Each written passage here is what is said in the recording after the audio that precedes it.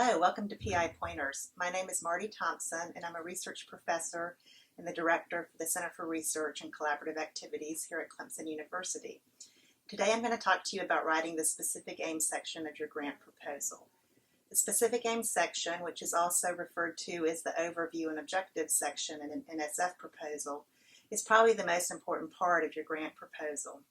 And this is because it is probably the first thing that your primary reviewers will read, and perhaps the only thing that reviewers who have not been assigned your application as a primary reviewer but will be evaluating it nonetheless, it's perhaps the only thing that they will read.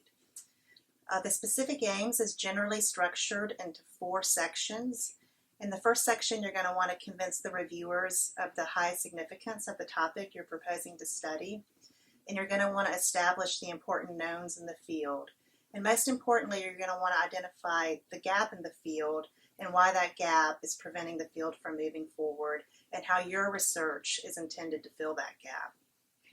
In the second paragraph, you're going to want to start more broadly and get more narrow as the paragraph moves along. And you'll want to start with articulating the long-term research goal, where perhaps you want your research to be 10 years down the road. And then you're going to want to articulate the objective of this current proposal. And you're going to want to give a rationale for why you're studying that and a central hypothesis if you do have a hypothesis. And some people in this section also end this section with a statement of why their team is particularly well positioned to lead this initiative. In the third paragraph is where you'll actually state your specific aims explicitly.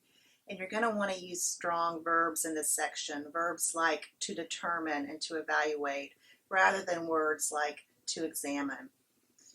For each aim, you're going to want to articulate a hypothesis and how you're going to go about testing that hypothesis.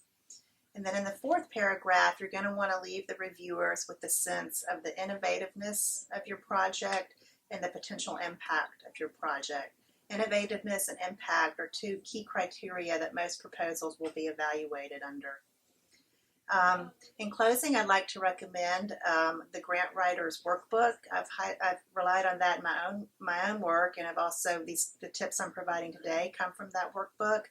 It's available online from www.grantcentral.com.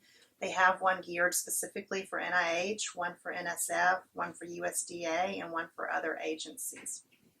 So that's it. Thank you for your time, and be sure to look at Clemson Research YouTube channel for other PI pointers.